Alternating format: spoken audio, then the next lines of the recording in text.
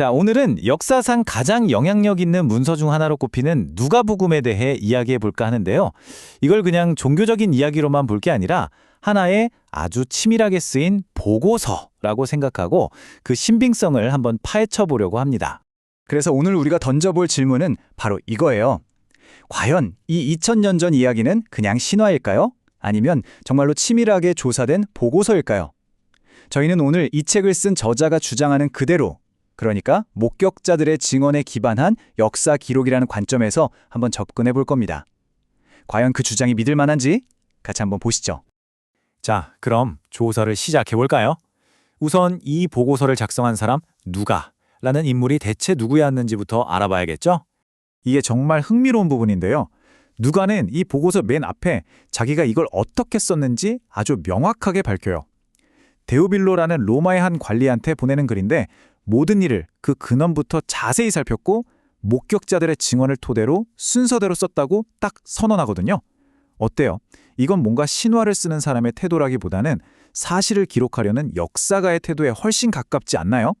그리고 이 누가가 그냥 어디서 갑자기 튀어나온 무명의 작가였을까요? 절대 아니죠.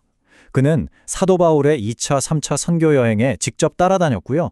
심지어 바울이 로마 감옥에 갇혔을 때도 마지막까지 곁을 지켰던 말 그대로 최측근이었어요.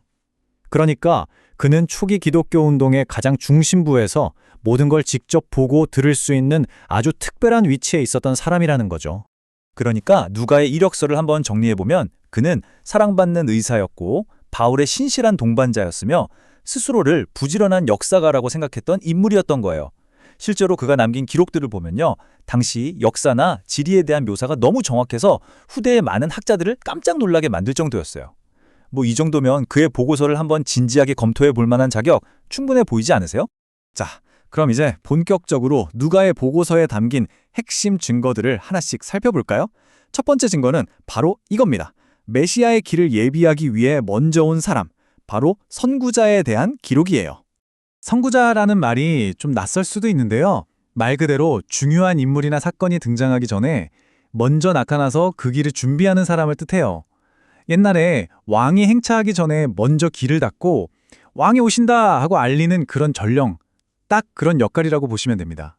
누가의 보고서는 바로 세례 요한이 구약 성경에서 예언됐던 그 선구자, 그러니까 엘리야 같은 인물이라고 딱 지목하고 있어요.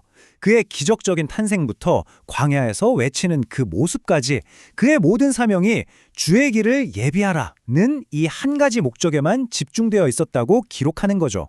이건 다시 말해서 예수의 등장이 그냥 우연이 아니라 아주 오래전부터 계획된 사건이라는 걸 보여주는 강력한 증거로 제시되는 셈이에요. 자, 이제 선구자를 봤으니 누가의 조사가 가장 집중하고 있는 핵심 증거, 바로 예수의 정체성에 대한 보고를 한번 자세히 들여다보겠습니다.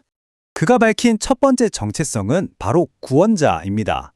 천사가 마리아에게 아들의 이름을 예수라고 지으라고 알려주는데 이 이름 자체가 구원자라는 뜻을 가지고 있거든요. 누가는 예수가 이 땅에 온 목적이 다른 게 아니라 바로 사람들을 그들의 죄로부터 구원하기 위함이라고 아주 분명하게 밝히고 있습니다. 그리고 두 번째 정체성은 하나님의 아들이라는 거예요. 누가의 보고서는 예수가 인간 아버지에게서 태어난 게 아니라 성령에 의해 잉태되었다고 증언합니다.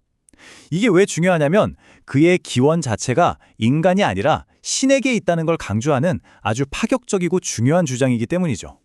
자, 구원자, 하나님의 아들, 그리고 세 번째 정체성은 바로 왕입니다.